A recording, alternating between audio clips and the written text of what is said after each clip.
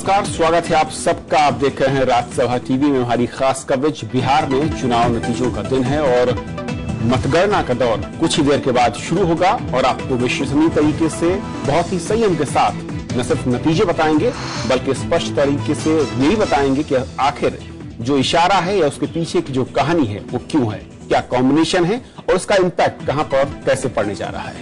Absolutely. Of course, Tracy Shilishi joining me is Kavindra, and we are, of course, taking a look at all the big highlights of what has happened in the campaigning, what has happened in those 5 phases, and eventually what's going to be happening in just a few moments from now when the counting, of course, begins. But before that, let's take you through the big stories, the headlines of this hour.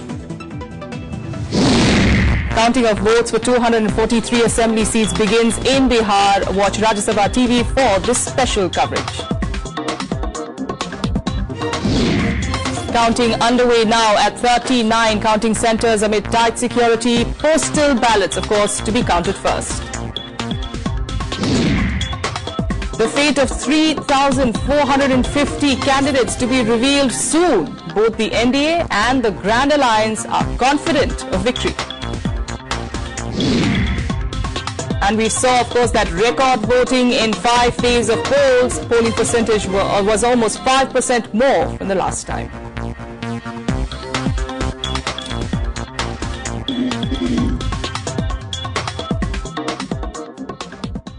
All right, through this hour as well, we'll be joined by a lot of guests, of course, in studio. This morning, in fact, we've got Aditi Phadnis, who's a political editor, of course. We also have Mahendranath Thakur, associate professor at JNU. And we also have senior journalist Ambikanand Sahai joining us as well in studio. But for the moment, let's quickly go across to our correspondent, Vishal Dahiya, who is also joining us from Patna. Vishal, now we do know that counting has officially begun. Give us a sense of the mood that that you were able to assess this morning when you were able to speak to some people, or for that matter, if you were able to speak to some political leaders. Well, yes, Tracy, you're right. The moment for which everybody was waiting with bated breath has finally arrived. As we speak, the postal ballots are now being counted. The counting has, in fact, begun at all 39 counting centers. And, the mood is pretty much confusing, if I may put, not only for the analysts but also for the political leaders. In fact, the entire day yesterday we spent traveling to different party offices, trying to speak to different party leaders. And though there were claims and counterclaims which were being made on camera, but off camera, the leaders, their supporters were not ready to go ahead and take that make that one final comment as to give us one final figure which they might have for their respective alliances. So this clearly shows that the political leaders, their supporters, the political parties are also as of now not very the picture is not very clear to them. And apart from their respective sentiments, the sense which we got from the city itself, from various other activities which are related to the counting day, for example, booking of flowers, booking of sweets, making arrangements at respective party offices.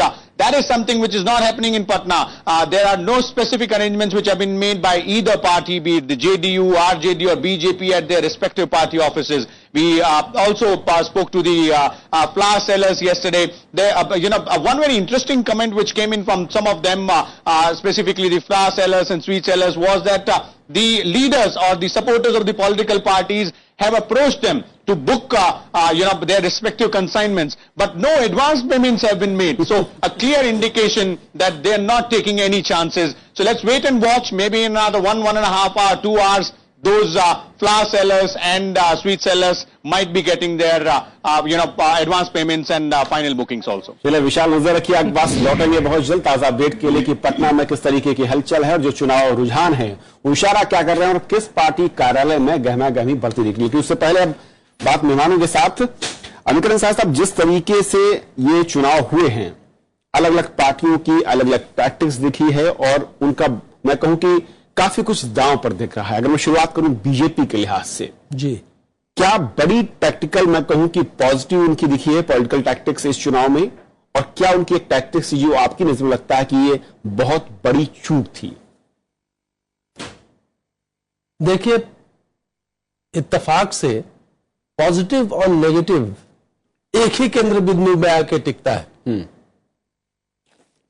BJP को मालूम है कि BJP minus Narendra Modi will be almost in a similar position as that of Congress.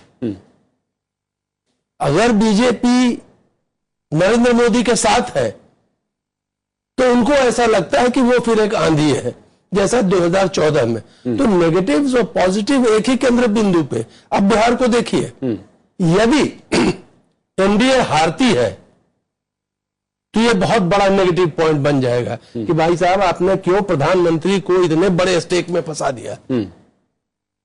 आखिर बिहार एक बहुत से राज्यों में एक राज्य है, और मैंने 40-45 वर्ष के पत्रकारिता के इतिहास में किसी प्रधानमंत्री को इतनी गहन कैंपेनिंग करते नहीं देखा। तो यही पॉजिटिव बन जाएगा अगर वो जीत जाते हैं कि हाँ, मोदी साहब का करिश्मा है और तेजी से कारवा बढ़ रहा है। अदिति, वाकई एग्री कर रही है, या फिर बीजेपी के लिहाज से मजबूरी थी नरेंद्र मोदी का इतनी बड़ी रैलियों को संबोधित करना, या फिर स्टेक इतना ज्यादा था, मैं कहूं कि कई दूसरे मायनों के लिहाज से, संसद में बहुमत, राज्यसभा में अल्पमत, इस लिहाज से पूरी ताकत बीजेपी लगाई, खासतौर पर मैं कहूं कि टॉप लीडरशिप ने। देखिए, संघर्ष राजनीतिक है निश्चित रूप से, लेकिन किसी लेवल पर संघर्ष निजी भी है। जिस तरह से नरेंद्र मोदी को लेके एक ऐसे समय पर जबकि कोई उन पे किसी तरह का आक्षेप लगाने को तैयार नहीं था, जिस तरह से छीटाकशी हुई है उनको लेके, उनके एजुकेशनल बैकग्राउंड को लेके, उनकी राजनीति को लेके, जिस तरह से नीतीश कुमार ने उन पे टीका कसा है और जिस तरह से उन्होंने टिप्पणियां की हैं, तो मेरे ख्याल से नरेंद्र मोदी के लिए भी पॉलिटिकल तो है, लेकिन एक लेवल पर एक पर्सनल संघर्ष भी है, ये जताने के लिए कि आप मुझे लेके चाहे कुछ भी कह लें, लेकिन लोग आएंगे हमारे पास। ऐसा दिखता है। ऐसा मेरे ख्याल से पूरा जो उसका जो पार्श्व है, उसका जो बैकग्राउंड है, उसमें यही दिखाई दे रहा है। मयंक जी, मैं आपको शामिल करना चाहूंगा। बीजेपी अलायंस किए, जिस जातिगत मैं कहूं कि राजनीति से वो दावा करती रही कि खुद अलग है या दूर खड़ी है, उसी के लिहाज से उसने गठबंधन के साथी भी चुने। नरेंद्र मोदी जैसी शख्सियत जिन्होंने 2014 में अपना लोहा बनवाया, उनको मैं कहूं कि कमान दी, लीड करने के लिए कहा। ये एक बेटर कॉम्बिनेशन था, या फिर इससे बेटर कोई और रास्ते हो सकते थे जिनकी तरफ उन्होंने रिस्क लेने की कोशिश नहीं की? मुझे लगता है कि उनके पास कोई ज्यादा उपाय नहीं था, क्योंकि बिहार की जैसी राजनीति है उसमें कुल मिला के बिना जातिगत इक्वेशंस के आप आगे बढ़ नहीं सकते हैं। ये अलग बात है कि उन्होंने डेवलपमेंट के मुद्दे को पहले लाया और उससे कंटिन्यू करना चाहिए। आपने पूछा पहले कि क्या दो बड़ी गलतियां इन्होंने की। मुझे लगता है दो बड़ी गलतियां इनकी थी जी। पहली गलती थी कि जो पोस्टर वहां निकला उसमें सिर्फ नरेंद्र मोदी और अमित शाह के फोटोग्राफ्स थे। उनकी जगह पे यदि नरेंद्र मोदी के साथ यदि आडवाणी या वाजपेयी जी का फोटोग्राफ होता तो शायद बिहार में लोग थोड़ा ज्यादा अट्रैक्ट होते अमित शाह की तुलना में। दूसरी बात मुझे लगती है जो उन्होंने पार्टियों को अपने साथ मिलाया, पासवान जैसी पार्टियों को, उनके ऊपर एक थोड़ा सा कंट्रोल रखना चाहिए कि टिकट का डिस्ट्रीब्यूशन वो कैसे करते हैं। उसमें थोड़ी ट्रांसपेरेंसी की उनको जरूरत थी। मुझे लगता है शायद इस चुनाव में पासवान जी के साथ ये परेशानी होगी, क्योंकि जब मैं बिहार में घूम रहा था तो मुझे लगता है नेचुरली जो टिकट डिस्ट्रीब्यूशन हुआ जिस तरीके से, उसको लेके एक परेशानी थी उनके अपने सपोर्टर्स के बीच में जी। जो सबसे बड़ा स्ट्रेंथ उनका था वो था कि पार्टी ऑर्गेनाइजेशन उनका ग्रास रूट तक बना हुआ था।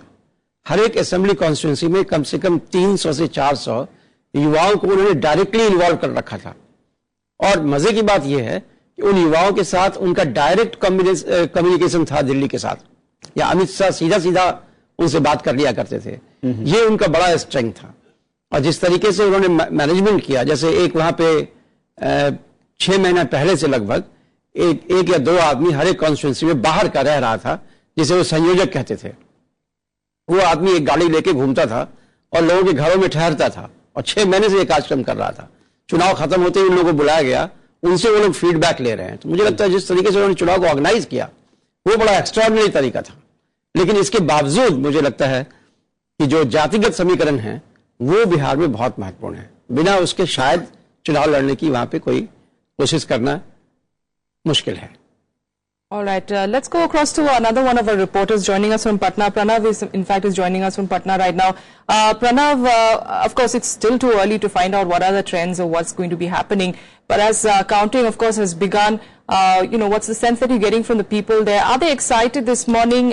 Is it, do they actually feel that this is going to be a sarkar, a government that is actually going to bring a lot of change to Bihar?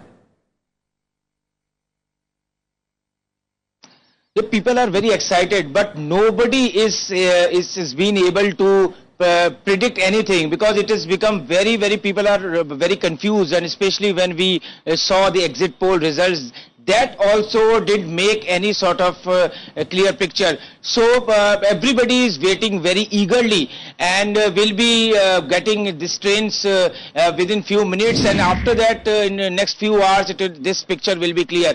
But if we talk about political leaders and as far as the common people are concerned, everybody is keeping a very close eye, but nobody can predict, and nobody is knowing what is going to happen in this election. But certainly this election, as I said, will have impact not only in Bihar politics, but also this will impact the national politics.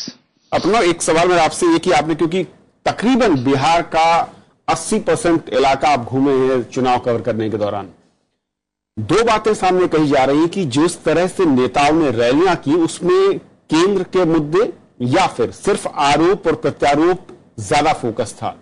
जमीनी हकीकत क्या वाकई इसके करीब थी, या फिर आम मतदाता खुद इनसे दूर खड़ा था और असल मुद्दों के साथ पोलिंग बूथ तक पहुंचा है?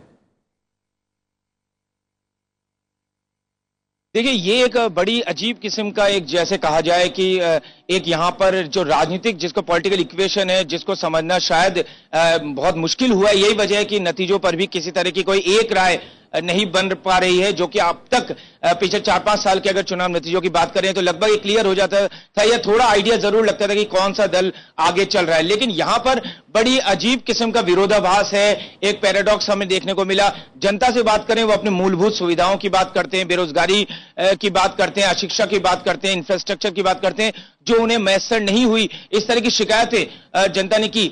लेकिन जब बात आती है राजनीतिक बात आती है जातीय समीकरण की, तो वहां पर एक गोलबंदी होती हुई दिखाई देती है। पूरे चुनाव में कहीं भी विकास के मुद्दे नहीं सामने थे, सिर्फ जातीय समीकरण थे, ध्रुवीकरण की बात थी। कौन कुर्मी है, कौन कुशवाहा है, कौन मुस्लिम, कौन यादव, कौन भूमिहार, इस तरह से पूरा चुनाव देखने को मिला। लेकिन जनता के बीच में शिकायतें जरूर थी। तो यह समझना बड़ा मुश्किल है कि अगर जनता को विकास के मुद्दे इतने महत्वपूर्ण थे, तो जब वो वोट डालने की बारी आती है तब वो अचानक जातीय समीकरण में कैसे तब्दील हो जाते हैं। ये बिहार के चुनाव की एक बड़ी खासियत दिखाई दी, जो हमने महसूस किया, जो हमने तजुर्बा किया। प्रणव, लौटेंगे आपके पास अपडेट के लिए कि क्या कुछ नए ट्रेंड्स नतीजे सामने आ रहे हैं। लेकिन फिलहाल रुक करेंगे पटना में ही। हमारे साथ रविंद्र शेरान हैं, जो कि एक मतदान माफ कीजिएगा, जो काउंटिंग सेंटर है वहां पर इस वक्त मौजूद है। रविंद्र, क्या खबर मिल रही है? इस वक्त 8:15 हो रहे हैं। शुरुआती जो है चर्चाएं किस तरीके से हैं, और जो बैलेट मैं कहूं कि हैं पोस्टल बैलेट, शायद इस वक्त उनकी गिनती? जी कविंद्र, डाक मत पत्र जो है उनकी गिनती चालू है। 8 बजे से जो है उनकी गिनती शुरू हो गई है और करीब आधा घंटा तक उनकी गिनती चलेगी। उसके बाद 8:30 बजे से इलेक्ट्रॉनिक वोटिंग मशीन जो है उसकी सील तोड़ के और उनकी शुरुआत जो है गिनती की कर दी जाएगी। सभी राजनीतिक दल जो है उनके प्रत्याशी, उनके एजेंट्स जो है मतगणना स्थल पर पहुंच चुके हैं, उनके सामने इन सील को तोड़ा जाएगा। उसके बाद जो शुरुआत होगी। यहां पर जो है सुरक्षा की कड़ी व्यवस्था की गई है। जो 200 मीटर का दायरा इस मतगणना केंद्र के आसपास का है, उसको सील कर दिया गया है। 3 टियर सुरक्षा व्यवस्था यहां पर है। जो स्ट्रांग रूम जहां पर मशीनें रखी गई हैं, उसकी सुरक्षा की जिम्मेदारी CISF के हवाले की गई है, और बाहर के जो इलाका है उसको जो केंद्रीय सुरक्षा बल है और यहाँ की जो लोकल पुलिस है वो लगातार पेट्रोलिंग करके यहाँ पर सुरक्षा के चाक चौबंद प्रबंध जो है कर रही है। एसपी सिटी जो है वो लगातार निगरानी रखे हुए हैं। जो 38 जिलों की 39 लोक विधानसभा के लिए जो मतगणना सेंटर्स बने हुए हैं, उन सब में जो है सुरक्षा के कड़े इंतजाम किए गए हैं। ई जो काउंटिंग है इस बार वो भी इनिशिएट किया गया है चुनाव आयोग की तरफ से, ताकि पल पल की जानकारी जो है मतदाता तक पहुंच सके, सबको जानकारी मिलने में थोड़ी सी सुविधा रहे। इसके अलावा जो हर राउंड, जब भी राउंड खत्म होगा तो हर राउंड के यहाँ पर अनाउंसमेंट किया जाएगा कि कौन प्रत्याशी किस सीट पर कितना आगे चल रहा है। उम्मीद कर सकते हैं कि 8:30 बजे जब शुरू होगी मतगणना, उससे 10 से 15 मिनट के बाद शुरुआती जो रुझान है वो सामने आने शुरू होंगे। जैसा कि रवि ने बताया कि ई काउंटिंग सॉफ्टवेयर का इस्तेमाल इस बार कर रहा है चुनाव आयोग, जिसके जरिए तेजी के साथ और बहुत ही मैं कहूं कि निष्पक्ष तरीके से, जो एक पहले खबर होती थी डिजिटल तरीके से वहां पर पब्लिश किया जाएगा, बताया जाएगा, ताकि कहीं कोई कंफ्यूजन ना हो। अविकरण जी, अब सवाल ये कि बीजेपी की हमने बात की, लेकिन क्या बीजेपी के लिहाज से लोकसभा चुनाव के बाद जो पहला ऐसा रणक्षेत्र देख रहा था या दिखा आपको, जहां पर विपक्ष ने बहुत ही सुनियोजित तरीके से बीजेपी को अपने जाल में फंसाने की कोशिश की और उन मुद्दों पर घेर कर लाया जिन पर वो चाहते थे कि जवाब दें? जी हाँ, और इसमें परम आदरणीय मोहन भागवत जी का बयान एक अच्छा खासा रोल प्ले किया है। अब आप देखिए, जहां तक गठबंधन का सवाल है, दोनों के पॉजिटिव नेगेटिव 1 मिनट में मैं बताने का प्रयास करता हूं। नीतीश के पास परसेप्शनल एडवांटेज है, लालू जी के पास वोट है। इस गलतफहमी में हम लोग न रहे कि लालू जी की छवि खराब है इसलिए उनके पास वोट कम है, ऐसा बिल्कुल नहीं है। आज भी सर्वाधिक वोट उन्हीं के पास है। एक छोटा सा आंकड़ा मैं पेश करूंगा, यहां पहले भी पेश कर चुका हूं।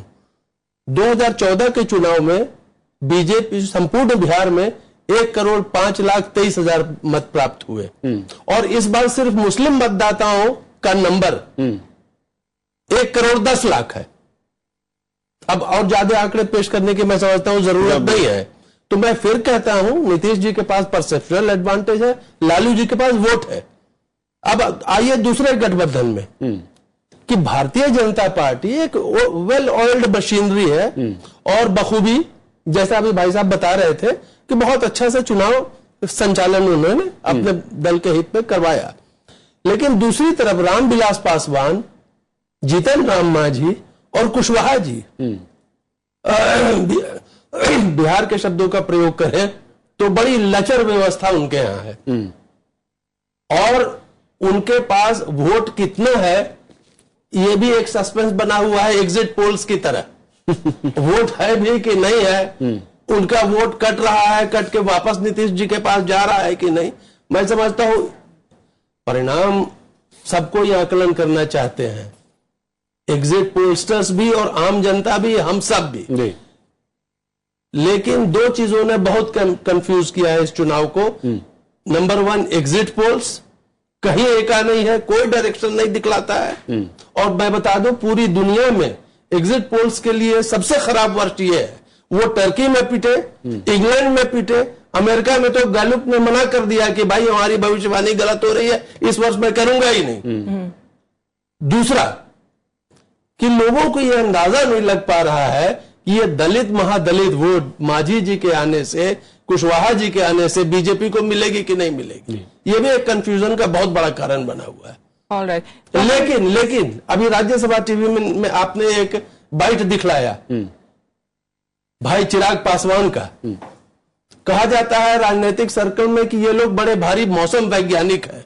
अगर चिराग पासवान का भूरी भूरी लालू यादव को प्रशंसा करना कोई मौसम को इंगित करता है तो अभी देख लेते हैं आधे घंटे में। Absolutely. Aditi, if I could just come to you very quickly, talking about the NDA and the problems that it's having with its other little parties there. The sense that we got, especially after Mohan Bhagwat's, reservation, his statement that he made, a lot of reporters, a lot of reports that came in from Patna was that it made the other allies very uncomfortable. And do you think that is something that they're going to blame? If at all the NDA loses, that's something that they're going to put the big blame on. If the NDA loses, certainly. Yeah. But the question is NDA going to lose because of that? I am really not very sure. Certainly it has had some impact on, but damage control was also attempted by the NDA, by the BJP. The sheer management at booth level of the entire election, I don't think there's any party which is as adept at that as the BJP. And this time particularly, the entire election campaign has been pretty much a digital campaign. On a scale that Bihar or even India has not seen before.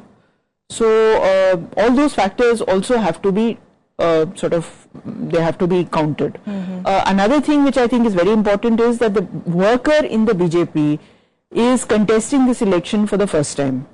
For the first time, he is outside the purview of the somewhat oppressive hold that the JDU has had over the BJP in the past. He feels that he has come into his own. He feels a degree of autonomy, a degree of lack of hesitancy in speaking his mind, etc.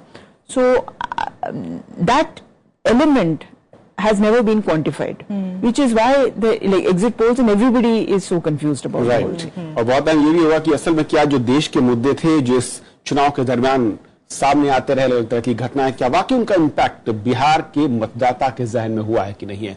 उधर BJP नेता GVL Narasimha Rao ने कहा है कि BJP और NDA के दलों ने बिहार के चुनाव में पूरी ताकत लगाई है और उन्हें पूरी उम्मीद है कि नतीजे उनके ही पक्ष में आएंगे।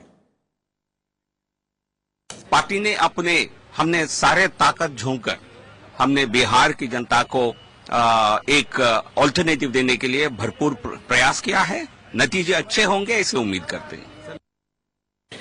और जिस तरीके से महन जी पूरी चर्चा हो रही थी कि असल में दो बड़ी चीजें दिखती हैं जिसको लेकर सस्पेंस सबसे ज्यादा है। पहला ये कि जो जैसे कमिगनन जी ने कहा कि जो महादलित हैं या फिर जो ओबीसी में यादव और कुर्मी से अलग हैं, क्या वो लोग शिफ्ट कर गए बीजेपी के साथ। एक और जो जुमला मैं कहूं कि एक्सपर्ट कहते हैं कि लालू यादव का वोट इंटैक्ट जरूर था, लेकिन नीतीश का जो वोटर था उसने लालू के उम्मीदवारों को वोट नहीं दिया। ये भी एक क्रूशियल फैक्टर हो सकता है। क्या आप वाकई एग्री करते हैं?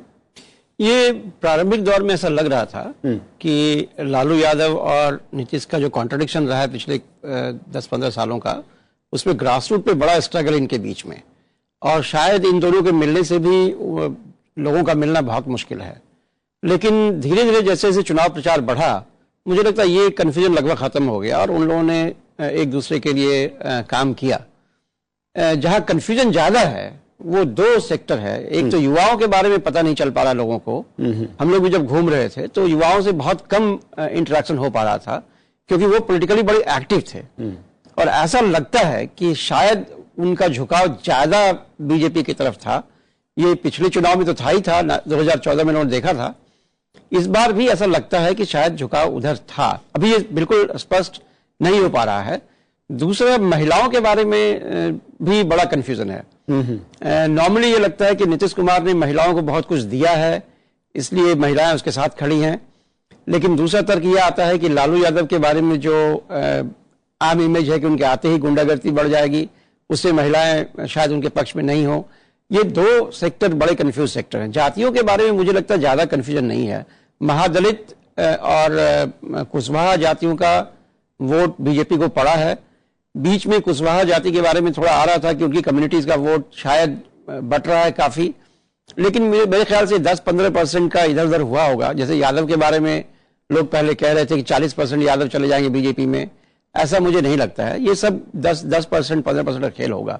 इससे ज्यादा फर्क नहीं पड़ेगा जातियों के समीकरण में। मेजर जो चंक मुझे लगता है वो ये युवाओं के बारे में समझ नहीं आ रही बात, और महिलाओं के बारे में बात समझ नहीं आ रही है। जी, और इस वक्त शुरुआती जो मैं कहूं कि ट्रेंड है उसकी शुरुआत हो चुकी है, और जीतन राम मांझी शुरुआती ट्रेंड में आगे बताए जा रहे हैं। बहुत ही शुरुआती मैं कह सकता हूं कि इसके आधार पर कुछ चर्चा करना भी शायद बेमानी होगा। लेकिन एक सवाल जो करण जी की, क्या वाकई जिस तरीके से प्रेरित किया जा रहा है कि एक तरफ विकास, एक तरफ जातिगत संरचना, यानी कि बीजेपी बनाम महागठबंधन, वाकई ऐसा ही है, या फिर मैं कहूं कि विकास दोनों तरफ है और जाति का साचा भी दोनों ने इस्तेमाल किया है?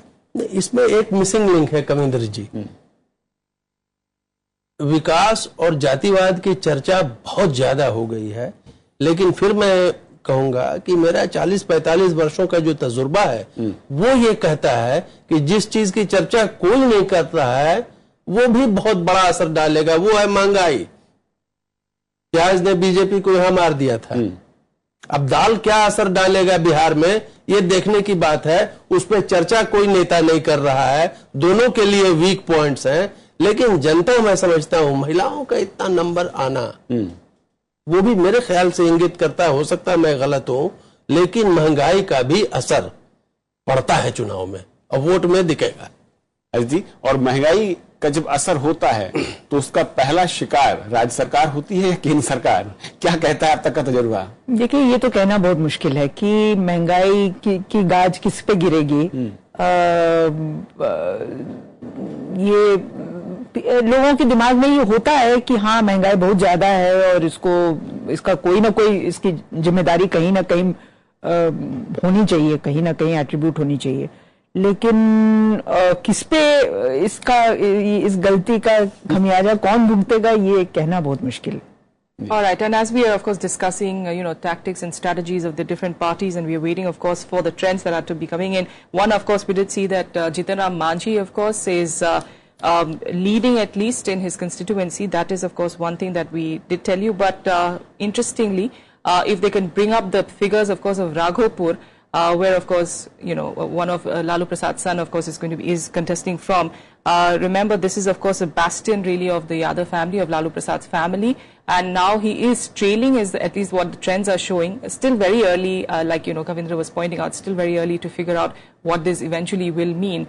But that is, of course, from where Tejasvi Yadav is contesting, and he is trailing at the moment, Kavindra. And this is, of course, a bastion where, for 10 years, 95 to 2005, Lalu Yadav, of course, has been, their family, of course, has been powerful in that particular region. So it'll be interesting if he's trailing and eventually what happens. That, of course, was a controversy as well, Lalu Yadav and his sons. बिल्कुल, बहुत अहम है कि जिस तरीके से हम बात करते हैं कि लालू यादव ने किस तरीके से मैं कहूं कि उनके लिए भविष्य की जो राजनीति है उसका ये एक बहुत ही टर्निंग पॉइंट है इलेक्शन है। उसी तरीके से नीतीश कुमार ने जिस तरीके से अपनी संख्याएं कम की, मैं कहूं विधानसभा सीटें जो ली हैं, और लालू को इतनी ज्यादा सीटें देना, मान जी, क्या वाकई ये भी एक बहुत बड़ा, मैं कहूं कि स्टेप दिखा आपको जेडीयू के नेता की ओर से कि जितनी सीटें उन्होंने लालू यादव को दी, कांग्रेस को दी, यानी कि एक बड़ा सेक्रीफाइस, और ये शायद जरूरत थी उनके लिहाज से इस गठबंधन को शेप देने के लिए? मेरे ख्याल से एक ट्रस्ट बिल्डिंग एक्सरसाइज भी ये था और गठबंधन को शेप देने के लिए भी जरूरी था ये। और नीतीश कुमार को ये मालूम है कि जहां तक लीडरशिप का मामला है, किसी भी उसके जो अलायंस है उसमें कोई भी उनको चैलेंज नहीं कर सकता है। तो नीतीश कुमार इस रिस्क को लेने में सक्षम थे और इसका इम्पैक्ट भी पड़ेगा, क्योंकि जैसा बताया गया कि नीतीश कुमार के पास लालू की तुलना में वोट बैंक कम है, लालू का सपोर्ट बेस ज्यादा स्ट्रांग है। तो मुस्लिम और यादव कॉम्बिनेशन को कंसोलिडेट करने के लिए शायद इसकी जरूरत भी थी। मुझे लगता है कि कांग्रेस को जितनी सीटें दी गई वो शायद ज्यादा दी गई, और ये एक नया टैक्टिक्स बिहार के चुनाव में हमें देखने को मिला है कि पार्टियों ने दूसरी पार्टियों के नाम से अपने कैंडिडेट को खड़ा किया है। जैसे बीजेपी ने कई जगह अपने कैंडिडेट को हम के नाम से सिंबल पे खड़ा किया है, राजद ने कई जगह कांग्रेस के सिंबल से अपने लोगों को खड़ा किया है। ये एक नई चीज भी देखने को आई है, उसका भी पूरा समीकरण समझ में मुझे नहीं आ रहा है, लेकिन शायद ये एक इंटरेस्टिंग तरीका है जिससे कि अलायंस के अंदर ट्रस्ट बिल्डिंग किया जा सकता है। बिल्कुल, और इस वक्त जो अपडेट आ रहा है तेजस्वी यादव के बारे में, वो फिलहाल अब आगे चल रहे हैं, यानी कि अच्छी खबर है, लेकिन फिर जैसा कि मैं बार बार कह रहा हूं कि बहुत ही शुरुआती ट्रेंड है, फर्स्ट राउंड की काउंटिंग, इसलिए इसके आधार पर कुछ भी कहना नामुमकिन आप कह सकते हैं कि कोई शेप लेगा। लेकिन इतना जरूर है कि शुरुआत हो चुकी है रुझानों की, और अगले मैं कहूं कि आधे घंटे में एक बड़ी संख्या जो है उस सामने आ जाएगी, जिसके आधार पर एक आकलन हो सकता है कि वाकई बिहार की जनता ने किस गठबंधन को इस बार सत्ता के करीब पहुंचाने के लिए या फिर सत्ता देने का मन बनाया है।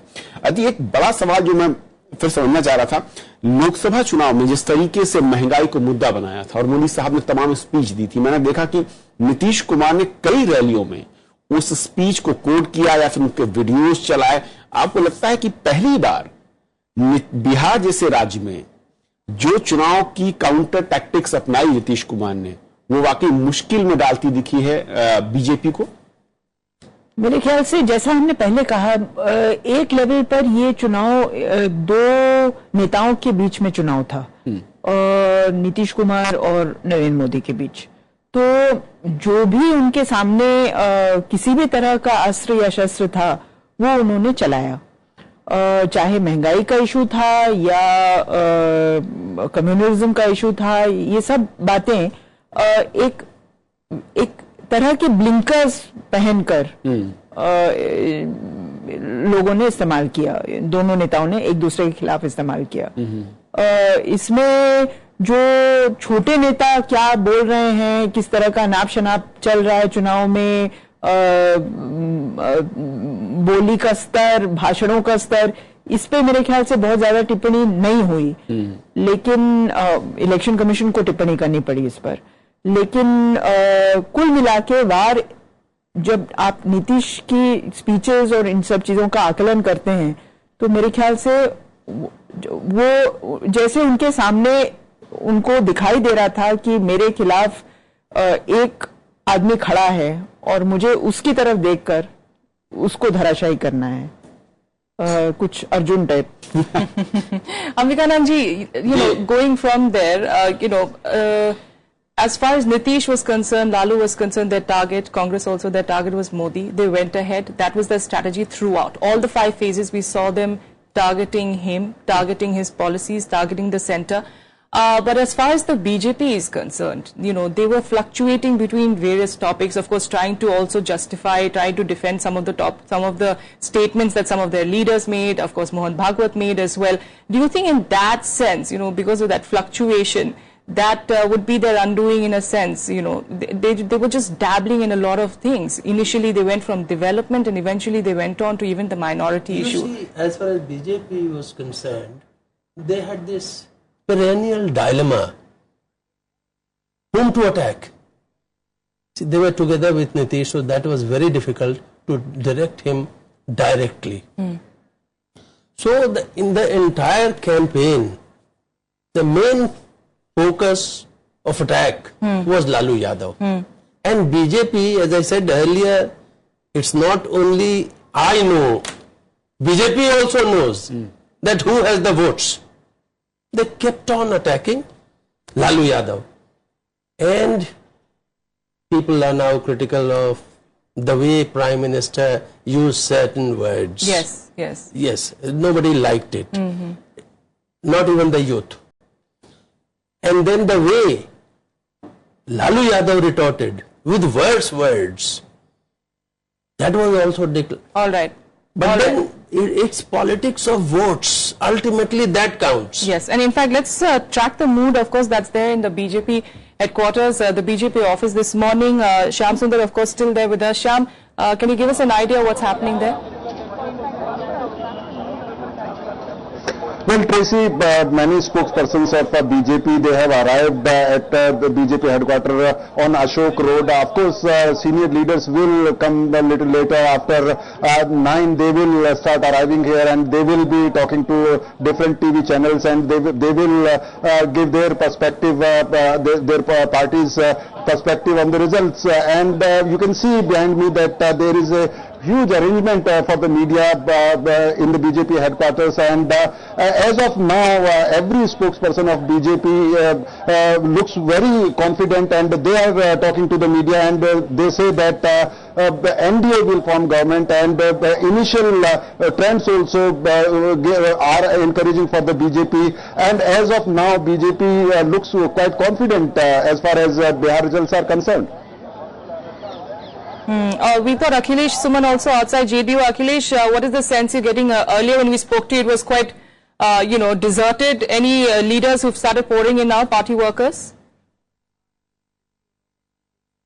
Actually, Tracy, that BJP might be a party of celebrations and event management, but JDU is unlike BJP, keeps its fingers crossed, and it is a party of socialist dissent. So I think in front of you can see the display board that is before the JDU office, and we have come here and we have took this board out of the office and we have put it on the road. So you can understand that JDU is not that flamboyant party that could project himself as winning or losing. So here leaders are yet to come at JDU office. I have talked to them on phone. They are on the way. They are going to see that what is happening in next half an hour. Until I think they will go on the TV channels. They will start making comments and articulating their positions. जी अध्यक्ष, हो सकता है कि ये भी इंतजार में हो कि चुनाव रुझान क्या कहते हैं, उसके बाद दिल्ली मुख्यालय आया जाए या फिर पटना की तरफ उड़ान भरी जाए। फिलहाल बहुत बहुत शुक्रिया आप दोनों संवाददाताओं का ताजा अपडेट के लिए। आपके पास फिर लौटेंगे, लेकिन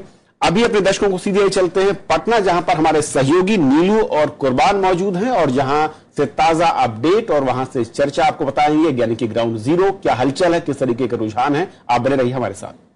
And Kavindra, let me remind the viewers that it's going to be a blockbuster Sunday, which is going to decide the fate of both the alliances, NDA and the Mahagathbandhan. But remember, it's going to be a watershed election. It's going to be a barometer of many issues which are going to shape the Indian politics further. Kurbanji, what do you feel? I mean, are you going to really go by what the exit polls have said, or are you going to differ from me? Well, I still keeping my finger crossed. Okay, fingers crossed. शुक्रिया नीलू।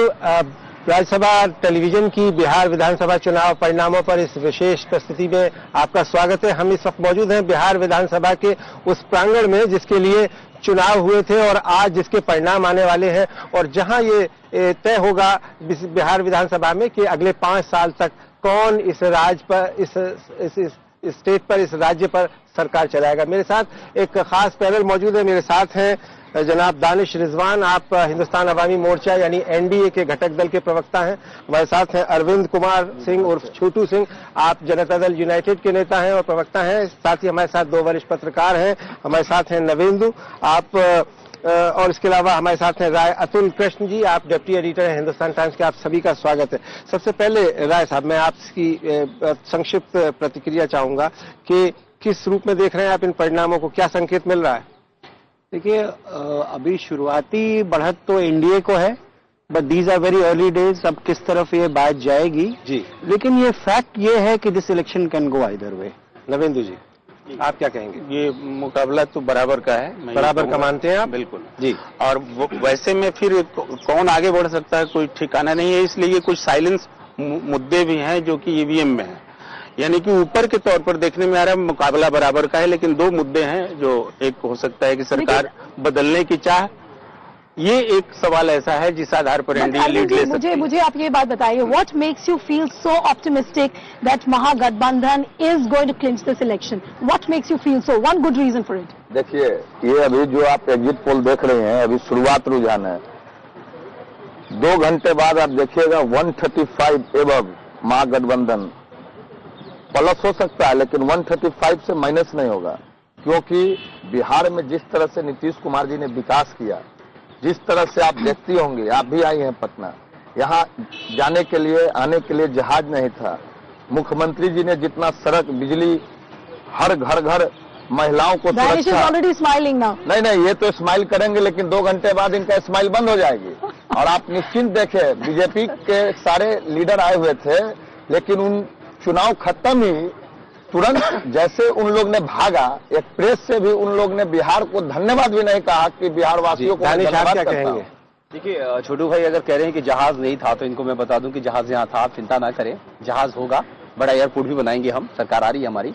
और अभी तक मैंने जो, इससे पहले मैं journalist हुआ था, तो मैंने जो एनालाइज किया है, शुरुआती 10 साल तक नहीं सोचा आपने? आप सरकार का हिस्सा थे कि नया एयरपोर्ट बनना चाहिए? सर, हमने जमीन के लिए आपको 9 महीने की जब हमारी सरकार थी जीतन राम मांझी जी की, तो हमने सब कुछ प्रस्ताव करके केंद्र सरकार को दिया हुआ है। सर, नीतीश जी ने क्या किया था? ये लोग सिर्फ छोटे भाई, मैं बात बनाने सुन लिया। नीतीश जी ने क्या किया था कि जब एयरपोर्ट को जमीन चाहिए थी, एयरपोर्ट अथॉरिटी ऑफ इंडिया को, तो इन्होंने डायलेमा में रखा। पहले कहा कि मेरे होम डिस्ट्रिक्ट बख्तियारपुर में चला जाए एयरपोर्ट, फिर गवर्नमेंट ने कहा कि नहीं, उतना दूर नहीं जा सकता है, पास में जमीन दीजिए। तो चूंकि उनका कहीं ना कहीं से नीतीश जी की मानसिकता जो थी कि जितना भी ड्रीम प्रोजेक्ट है, जो भी नया प्रोजेक्ट शुरू हो, वो नालंदा से शुरू हो, और वो अपने डिस्ट्रिक्ट को देखते थे, बिहार की पूछ नहीं थी। Basically, that's been the tendency of all the politicians and of all the alliances. They try and preserve their own territory, but all this game is over. Your campaigning is over. मुख्यमंत्री state का होता है। Let me bring in now Rayatul ji here. This entire narrative of this election has been versus caste and development, and the biggest irony has been that both the alliances have been saying that no, they are not caste centric, but the reality has been on the fulcrum of caste. which is the biggest irony you've seen as far as these two panels are concerned? No, the irony is that initially when this campaign started, I think both sides were talking development. Okay. But gradually, I think that Mr. Lalu Prasad Yadav did his bit to turn it into some kind of a mandalized election whereby the backward castes were. But Mr. Narendra Modi tried to keep it that way. But I think they got the feedback that Mr. Lalu Prasad you was mean to say making. that the first move of making it into a caste-centric election was made by RJD? Most certainly. Okay. And Mr. Narendra Modi, in fact, admitted in one of his last meetings that he was forced to digress from his development agenda to answer the charges of Mandal being rolled back by the BJP government at the centre. Narendra ji, एक तरफ तो बात हो रही है कि इसको caste based election बनाने की कोशिश की गई, मंडल वर्सेस कमंडल करने की कोशिश की गई। दूसरी तरफ हमने देखा कि आखिरी चरण में कम्युनलाइज करने की भी कोशिश की गई। सारे दाव आजमाइश किए गए इस चुनाव में और ये बड़े दुखद है, इसलिए कि उम्मीद ये की जा रही थी कि विकास के सवाल पर ही चुनाव होगा बिहार में। इसलिए कि एक तरफ अगर मोदी और नीतीश वर्सेज हो रहा है तो मोदी भी विकास के प्रतीक हैं और नीतीश कुमार ऑलरेडी बिहार में विकास पुरुष के तौर पर जाने जाते हैं, तो मुकाबला विकास पर होगा। लेकिन मुझे लग रहा है कि पता नहीं क्यों ये मुद्दे भटक गए। शायद इसमें वजह कुर्बान जी ये हो सकती है कि लगा ऐसा कि जो बिहार का नेता है नीतीश कुमार, तो वो विकास पुरुष के तौर पर उसकी छवि है, तो शायद विकास पर इतना ज्यादा हमको फायदा न मिले, तो इसलिए फिर उधर से ही मुझे लग रहा है एनडीए से ही शुरुआत हुई, जंगल राज वगैरह वगैरह की, तो यहाँ से चीजें डाइवर्ट होने लगी। NDA did a very smart move of, starting from development and then ending it with cow politics, the beef politics, the beef policing, all that started. Now, let me give you a little breakup. Your first phase started with the development discourse. Then by the time you came to the third and the fourth and the fifth phase, where you found that the Muslim consolidation was needed, you actually degenerated. Your discourse absolutely degenerated. Would you not concede to that? देखिए, ऐसा कुछ नहीं है। Development को लेकर के नरेंद्र मोदी जी की आप जितनी सभाएं हुई हैं, तमाम सभा को आप उठाकर देख लीजिए, कहीं विकास को छोड़कर उनका ट्रैक नहीं गया। लेकिन लालू प्रसाद यादव जी ने तकरीबन 150 सभा करी है बिहार में। लेकिन अगर सिर्फ विकास का ही वो उन्होंने बात की तो उन्होंने अपने आप को ओबीसी प्रोजेक्ट किया, फिर ईबीसी प्रोजेक्ट किया। जब आप तोहमत लगाएंगे कि भारतीय जनता पार्टी सवर्णों की पार्टी है, बैकवर्ड्स की कोई पूछ नहीं का, तो प्रधानमंत्री को बताना पड़ेगा कि जिस पार्टी का सर्वोच्च पद पर बैठा इंसान बैकवर्ड है, उस पर आप ये तोहमत ना लगाइए कि ये सिर्फ फॉरवर्डों की पार्टी है। तो उन्होंने जवाब दिया था। पूरे बिहार में एक माहौल लालू प्रसाद यादव जी बना रहे थे। हर तो पार्टी विद डिफरेंस थी ना, वो तो कहती थी हम जात पात धर्म से ऊपर हैं। जब तोहमत आप लगाएंगे, जैसे आप पर अगर किसी तरह का तोहमत लगाया जाएगा तो आपको रिएक्शन देना होगा। पब्लिक के बीच जाना है हमने, असेंबली इलेक्शन हो रहे हैं और ये सीधे सीधे आरोप लगाया जा रहा था लालू प्रसाद यादव जी के द्वारा कि भाई बैकवर्ड्स की तो पूछ नहीं है वहां पे। तो नरेंद्र मोदी जी को बोलना हुआ कि बैकवर्ड्स की, उन्होंने कई सभा में ये भी कहा कि दलितों का भी मैं देता हूं। ऐसा नहीं है। देखिए, हम बैकवर्ड्स वाली बात तो मोहन भागवत के बयान नहीं, मोहन भागवत जी का जो बयान आया था, देखिए उसमें भी कॉन्ट्राडिक्शन है। गुजरात जल रहा था पटीदार आंदोलन को लेकर के, बिहार में नीतीश कुमार जी ने कहा कि आरक्षण पे पुनर्विचार होना चाहिए, आरक्षण की समीक्षा होनी चाहिए। दिल्ली में मनीष तिवारी जी ने कहा आरक्षण की समीक्षा होनी चाहिए, कोई हंगामा नहीं हुआ। लालू जी ने कहा आरक्षण की समीक्षा होनी चाहिए, कोई हंगामा नहीं हुआ। लेकिन भागवत जी से जब पत्रकारों ने पूछा कि लालू जी, नीतीश जी, मनीष जी कह रहे हैं कि आरक्षण की समीक्षा होनी चाहिए, तो but that is somewhere you have to admit to the fact that there were signs of desperation seen in the NDA camp. The very fact that, Prime Minister Narendra Modi, never in the independence history have we ever seen that Prime Minister is addressing smaller blocks like Makhdumpura and Marhora. We've never seen that ever happening. So, is it not, do you not see it as a sign of desperation? नहीं, ऐसा कुछ नहीं। इस देश में पहली बार कोई प्रधानमंत्री गांव के लोगों से मिलना चाहता है, ब्लॉक के लोगों से मिलना चाहता है, उनकी बातों को समझना चाहता है। साल के बाद कौन सा प्रधानमंत्री ऐसा आया? Prime Minister, has BJP not overexposed the Prime Minister? I think they didn't have a choice. If they are going to win this election, it's purely and simply because Mr. Narendra Modi did everything he could. In fact, some would say that he overexposed himself. But without that exposure, the NDA would have been nowhere in this. लेकिन आपको क्या नहीं लगता कि क्या उन्होंने प्रतिष्ठा का सवाल बनाया इसको? देखिए, मुझे ऐसा लगता है कि उनके पास जो चॉइस थी वो या प्रतिष्ठा की थी या अपनी सरकार को एक बल देने की, एक उसको ऑन बोर्ड रखने की थी। तो हमको लगता how would you see it as Qurban is saying? Do you see this as a grudge match between Nitish and Prime Minister Narendra Modi, because it has been seen in a direct contest? It has never stopped being that grudge match. It has always been, but that is not all there is to it. Nitish और मोदी का एक तरह से कहें कि अगर ego clash की बात है तो ये पुरानी पृष्ठभूमि भी इसकी रही, वो कहीं न कहीं फिर से एक बार जागृत हुई, और तब जबकि मोदी ही मेन कैंपेनर के तौर पर बिहार में एनडीए की तरफ से प्रोजेक्ट किए गए। शायद ऐसा ना होता तो फिर वो ईगो बैटल की वजह से स्टेक बहुत ज्यादा बढ़ गया इस इलेक्शन में। जी, मैंने बोला कि इस ईगो बैटल की वजह से स्टेक ज्यादा आपको बड़े दिख रहे हैं। बिल्कुल ज्यादा बड़े हुए, और दूसरा है कि इसके चलते ये आरोप प्रत्यारोप जो है वो उसकी भी ज्यादा जमीन बन गई। अरविंद देखिए, आप देखे होंगे आजादी के बाद देश के पहले प्रधानमंत्री हैं माननीय नरेंद्र मोदी जी। आपने कहा भी कोई ऐसा मतलब गांव शहर छोड़ के आज तक कोई प्रधानमंत्री 4 जनसभा करते थे। इन्होंने लगा कि पूरा भारत सरकार का कैबिनेट, अपने तो आए हैं, सारा उनका कैबिनेट पहली बार दिल्ली की कैबिनेट नहीं चली, आधा में सुन लिया जाए। इसमें गलत डर हो गया। अमित शाह कुछ के कुछ बोल देते हैं, प्रधानमंत्री का बयान आप सुनिएगा अखबार टीवी में, तो ये प्रधानमंत्री इस तरह का बयान नहीं दिया जाता जिस तरह से बयान देते हैं। भारत सरकार के कैबिनेट मंत्री एक गली में, छोटी छोटी गली में, आज तक ऐसा कभी नहीं देखा। Danish, speak now. Danish, now tell me what happens to your second rung leadership? Your state leadership completely disappeared from all the posters. Your NDA posters were almost, likened with the Sholay posters of Amitabh Bachchan and then, Amjad Khan. And your second rung leadership completely disappears. देखिए, एक भारत श्रेष्ठ भारत, नेतृत्व वाला भारत, ये एक सपना जो है वो सरदार वल्लभ भाई पटेल ने देखा था कि हम एक नेतृत्व को बनाए, सत्ता का जो केंद्रीकरण है वो ना हो। और इस चुनाव में भी आपको देखने को मिला होगा कि हमने नेता एक को चुन लिया है, ये नहीं कि जैसे बिहार की स्थिति क्या है। स्टेट लीडरशिप को साइडलाइन करके नहीं बन सकता ना। आपने तो अपनी स्टेट लीडरशिप को साइडलाइन कर दिया। स्टेट लीडरशिप ने भी तकरीबन 450 सभाएं की है, 413 सभाएं हुई है स्टेट लीडरशिप की। ऐसा नहीं है। सबसे बड़ी बात है कि देखिए बिहार बदहाली की तरफ क्यों गया, यहां सत्ता का केंद्र नहीं रहा। लालू प्रसाद यादव जी फोन करके कहते थे कलेक्टर को भाई फला काम कर दो, उसके बाद साधु यादव फोन करके कहते थे कि मत करो, सुभाष जी फोन करके कहते थे कि दोनों से पैसा लेकर कर लो। इस तरह की जब सत्ता का केंद्रीकरण, ये सब बेतुकी बात है। यहाँ लालू जी और बात ही नहीं है, यहाँ नीतीश जी केंद्र की बातचीत है। Would you admit to how do you really look at this scenario? Because obviously Danish is not going to admit to the fact that the state leadership was sidelined. How would you analyze the situation, the way they projected their regional leaders? Let's put it this way.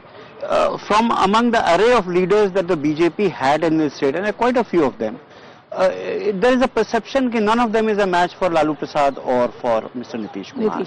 So, and having burned their fingers in the February elections in Delhi where they projected Kiran Bedi and lost very badly, and whereas by not projecting leaders, they won in Jharkhand, they won in Haryana. So if I go by your logic, then that means that it's a very successful strategic ploy by the NDA not to project the more of a question of majburi, they don't have much of an option. आप इसे मैं समझना चाहूंगा कि जो पूरा campaign हुआ इसमें चरण वाइज देखा गया कि साहब ये बराबर पे चल रहा है मुकाबला, या ये आगे है या ये पीछे है, लेकिन फाइनल राउंड आते आते ये कहा जाने लगा कि नहीं एनडीए का एज है। इसकी क्या वजह है?